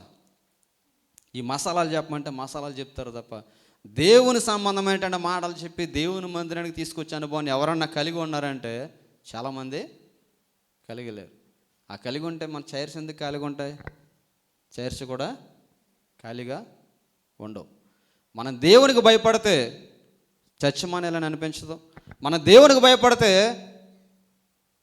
వేరే యావిగేషన్స్ తోడు ఉండాలని మనకి అనిపించదు. అందుకే సిప్రా పూయ అనబడిన వారు దేవునికి భయపడ్డారు, రాజాజ్ఞకు భయపడ్డారు. 2 స్త్రీలు ఎంతమంది వీరులను తయారు చేయగలిగారంటే 6 లక్షల మంది వీరులను తయారు చేయగలిగారు. చూడండి, సంఖ్యాకాండము 1వ అధ్యాయము 46వ వచనం కూడా చెప్పినాను, ముగిస్తాను. సంఖ్యాకాండము 1వ అధ్యాయము 46వ వచనం. లెక్కింపబడి 6,03,550 మంది అయ్యారు. ఇక్కడ ఫుల్ క్లారిటీగా ఇస్తున్నాడు ఫిగర్. ఎంతమంది అట? 6,03,550 మంది. ఇంతమంది ఎవరు తెగువ చేత రక్షించబడ్డారు అంటే, ఎవరు తెగువ చేత రక్షించబడ్డారు? సిప్రా పూయ వాళ్ళ తల్లిదండ్రులు చేసిన కన్నీటి ప్రార్థన. నేను అందుకే చెప్తుంటాను, అగస్టిన్ యొక్క స్టేట్మెంట్ మీకు ఎప్పుడు కూడా చెప్తుంటాను. అగస్టిన్ స్టేట్మెంట్ ఏంటి? నా తల్లి కన్నీటి ప్రవాహంలో నేను పరలోకపు గవునికి కొట్టుకొని వచ్చినాను. తన తల్లి చేసిన మొట్టమొదటి ప్రాముఖ్యమైన కార్యం ఏంటి? ఏం చేసింది తన తల్లి? మొట్టమొదటి లేచిన వెంటనే తన కాళ్ళ దగ్గర మోకరించి కన్నీళ్ళతో ప్రార్థన చేసి. ఎంతమంది ప్రార్థన చేస్తున్నారండి పిల్లల కోసం? ఎంతమంది మీ పిల్లల కోసం ప్రార్థన చేస్తున్నారు? లేచి కన్నీటితో మొట్టమొదటి సమయం, మొట్టమొదటి ప్లేసు గాడ్కి ఎంతమంది ఇస్తున్నారు? మన ఫ్యామిలీస్ దీవించబడాలంటే, మీ పిల్లలు లైక్ మోజెస్లా లేదంటే యుద్ధ వీరులా ఉండాలంటే మనం ఏం చేయాలట? ప్రార్థన చేయాలి. అందుకు తల్లిగారు చెప్పిన సాక్ష్యం, ఎంతో ప్రార్థన చేస్తే నా కుమారుడు అనుగ్రహింప చేయబడ్డాడు. దేవుని యొక్క పరిచయలో వాడబడాలనుకున్నాను, దేవుని యొక్క పరిచయలో వాడబడుతున్నాడు. అంటే తల్లులు చేసిన ప్రార్థన దేవుడు అంత మాత్రం త్రోసివేసేవాడు కాదు. యొక్కబెద్ద చేసిన ప్రార్థన దేవుడు ఆలకించాడు. కష్ట సమయంలో చేసిన ప్రార్థన దేవుడు ఆలకించాడు. మోషేను అనుగ్రహింపజేశాడు. మోషేను ఒక ఉన్నతమైన స్థానంలో దేవుడు నిలబెట్టాడు. అక్కడ ఉన్న 6 లక్షల యుద్ధ వీరులందరూ కూడా ఎటువంటి వారు తెలుసా? శత్రువును బహుపరాక్రమంతో ఎదుర్కొనే వ్యక్తులు. నేను అదే చెప్తుంటాను, ఆర్డినరీ మ్యాన్స్ వేరు, ఎక్స్ట్రా ఆర్డినరీ వేరు. ఈ ఎక్స్ట్రా ఆర్డినరీ మ్యాన్స్ ఎలా ఉంటారంటే, ప్రార్థనా బలం చేత నడిపించే వారు అంతా కూడా ఎలా ఉంటారు? ఎక్స్ట్రా ఆర్డినరీస్ అన్నమాట. ఇప్పుడు 6 లక్షల మంది యుద్ధ వీరులు అక్కడ నిలబడితే మంద సాన్నెత్తుకుని వారిని మోస్తూ ఉంటే ఆ ప్రాంతం అంతా కూడా ఎలా ఉండేదో తెలుసా? ఆ ప్రాంతం అంతా కూడా భూమి కంపించేంత ఆ ప్రభావం వారిలోంచి వచ్చేది. కాబట్టి నీ ద్వారా ఎంతమంది రక్షించబడుతున్నారు? నువ్వు ఎంతమందిని రక్షణలోనికి తీసుకొని రాగలుగుతున్నావు? దేవునికి భయపడినటువంటి 2 స్త్రీలు 600,000 పీపుల్స్ని వారు దేవుని దగ్గర నడిపించారు. మన లైఫ్ టైంలో మనం ఎంతమందిని దేవుని దగ్గరికి మనం నడిపించగలుగుతున్నాం? అదే గాడ్ చూశాడు. అందుకే వారికి ఫరో ఎదుట ఏం కలగజేశాడు? వంశాభివృద్ధి కలగజేశాడు. మనకు అభివృద్ధి కావాలి, మనకు ఆశీర్వాదం కావాలంటే మనం ఎవరికి భయపడాలి? రాజులకు భయపడకండి. రాజులకు భయపడితే మనకు మిగిలేదు ఏమీ లేదు. దేవునికి భయపడితే మనకు సర్వం కూడా దేవుడు అనుగ్రహింపజేస్తాడు. కాబట్టి అటు కృపలో దేవుడు మనల్ని నడిపించును గాక. చిన్న వాక్యం దేవుడు దీవించును గాక. Amen, amen.